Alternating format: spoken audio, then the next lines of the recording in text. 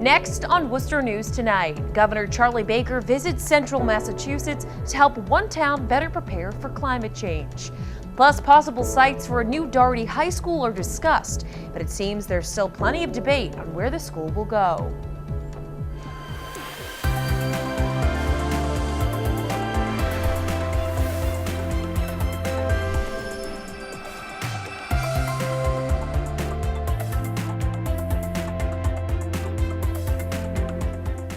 Good evening and thank you for joining us. I'm Bottary. A 7-figure grant will help the town of Millbury better prepare for the impacts of climate change as well as help revitalize the downtown. A state program is giving money to cities and towns across Massachusetts in hopes of making them more resilient. Our Cam Jandro is live in Millbury tonight with those details. Cam?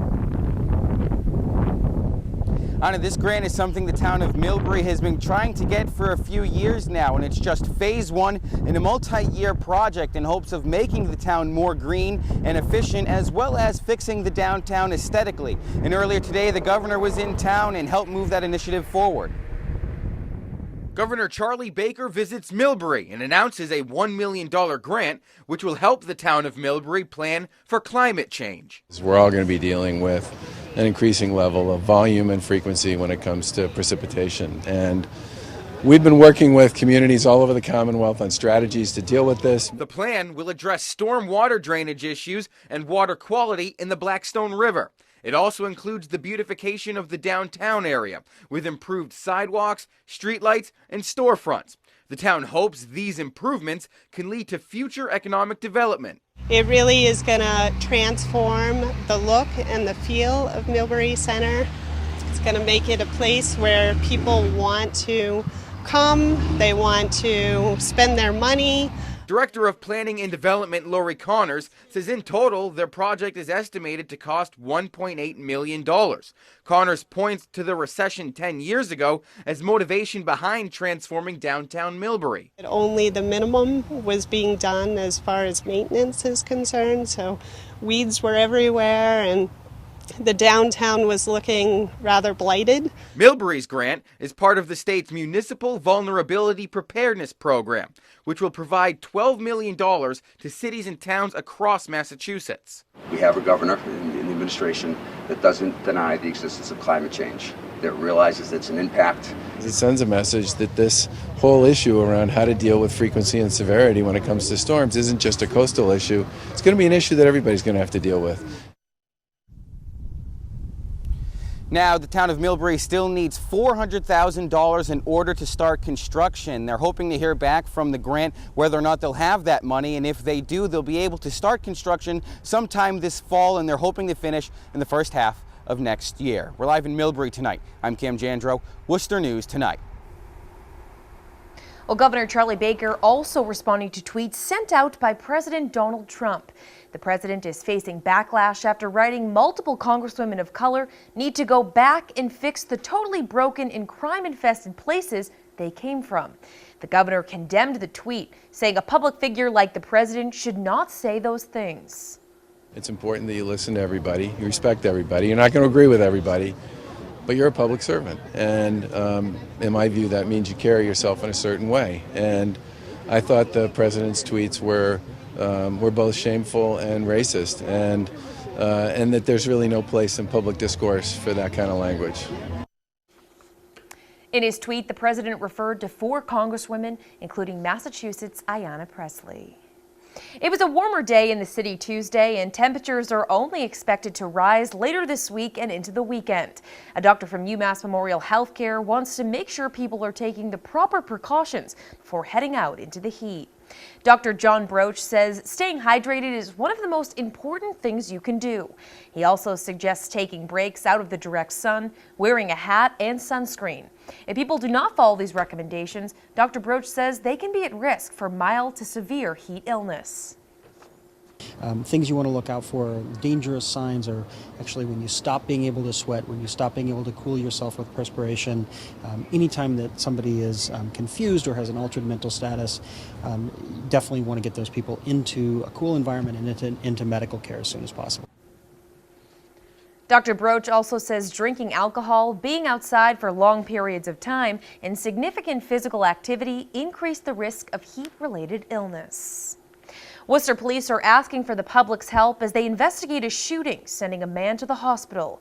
The shooting happened shortly after 9 last night on Outlook Drive. Police say a 23-year-old man was injured in the shooting. The victim was taken to the hospital but is expected to be okay. The gunman is still on the run. If you have any information, police want you to give them a call or text. A new Dougherty High School is set to open in less than 5 years, but the city and hired architects are still trying to find the best location. Right now, there are 3 possible options, each coming with their own pros and cons. Our Brittany Schaefer has the details. The city unveils 3 possible locations to build the new Dougherty Memorial High School. The current site, Chandler Magnet School, and Foley Stadium are all being considered. The needs of a 1,600 student high school with the appropriate fields and parkings to support that. So there's not a lot of sites within the Dougherty quadrant that would fit that area. So kind of boil down to these locations. Each of them have some good points and each of them have some challenges. Dougherty students currently play many of their home games at Commerce Bank Field at Foley Stadium. Worcester Public Schools Superintendent Maureen Benenda says having their playing fields closer to school would be convenient. For such a long time, students at Dougherty have to walk to Foley Stadium. So if it was at the current school site, there could have certainly be some fields built there, but I think wherever they build it, it would be really, really nice if the fields could be, right around the school. City manager at Augusta says it would be cost efficient to build at the current site. The city doesn't have to purchase additional property for the high school, could do it all on that location without impacting the park. The school is built on Newton Hill, surrounded by walking trails, parks, and a disc golf course. Friends of Newton Hill president Rick Miller says rebuilding here would ruin some of the group's hard work. They could literally use the 20 acres and put in retaining walls and accommodate everything they need. But that would severely alter the park and how it exists today. We'd lose at least a third of the disc golf course and a good section of the Highlander Loop, which is a key component of the trail network. It never was a good site to begin with. The school is set to open in 2024. Augusta says a site hasn't been decided yet, and it's an important decision. There's going to be pros and cons, but at the end of the day, we have to decide something that makes sense from an educational point of view, a neighborhood point of view, and a cost point of view. Another community meeting will be held in August. Benenda says a decision on where to build must be made by mid-September. At Dougherty Memorial High School, Brittany Schaefer, Worcester News Tonight. An area restaurant teamed up with police departments to help raise money for Special Olympics Massachusetts. Tavern in the Square in Shrewsbury held the Tip a Cop Fundraiser, an initiative in the law enforcement torch run. Each waiter brought a Shrewsbury police officer and a Special Olympics athlete to their tables, including members of the silver medal winning USA World Games basketball team. Guests were encouraged to dine as usual and, if compelled, to give an additional tip to the Special Olympics. The community can really meet their officers and meet the Special Olympics athletes. I think you're a lot more willing to support an organization when you know its mission at its core. The event, it was just something you couldn't say no to. These kids are great. We were there for their send-off and their homecoming and welcome back, and they're, just a great group of guys, and we're happy to be here tonight.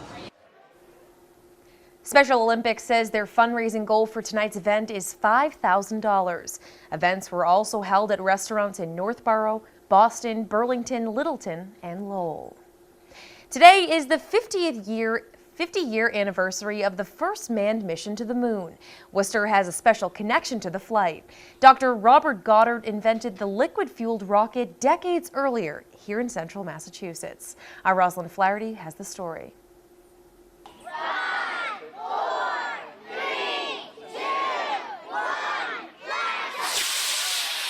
It may be 200 times smaller than the original rocket, but there was still plenty of excitement as dozens gathered at the Ecotarium to watch a reenactment of the Apollo 11 launch. We want to inspire that next generation of scientists and people who are just passionate and care about science. The world is remembering the historic mission 50 years ago today, where 3 men set off to the moon. WPI President Lori Leshin worked at NASA. It's such an inspiring moment to be able to look back and celebrate what is probably humankind's greatest achievement. WPI student and professor Robert Goddard invented the kind of rocket Neil Armstrong, Buzz Aldrin, and Michael Collins would later use to get to the moon. In 1914, he patented a liquid-fueled rocket. The Ecotarium says the technology is only going to get more advanced, so they say it's important for people to celebrate this moment. 100 years ago, there weren't that many people who were thinking of landing on the moon, so who knows what the kids are thinking about doing 50 years from today. That was our Rosalind Flaherty reporting. The JFK Presidential Library in Boston is marking the 50th anniversary as well. It launched JFK Moonshot. It's a moon landing augmented reality app. The app will be taking users on a 5-day trip from the Earth to the moon. The library's executive director says the trip is a way of paying tribute to JFK's legacy. He galvanized folks. There were 400,000 people working between government and universities and private sector to bring a man to the moon, and we want to both honor that great legacy, but also going forward. And one of the ways is to use a new technology, augmented reality, to encourage people to think about the technological advances. The JFK Library will also be holding special events on Saturday, the 50th anniversary of the moon landing. Meanwhile, Neil Armstrong's Apollo 11 spacesuit is officially back on display at the Smithsonian. Experts worked to renovate the decades-old spacesuit ahead of the 50th anniversary. At a ceremony celebrating the suit's unveiling, Vice President Mike Pence reflected on the important unifying role the moon landing played in history.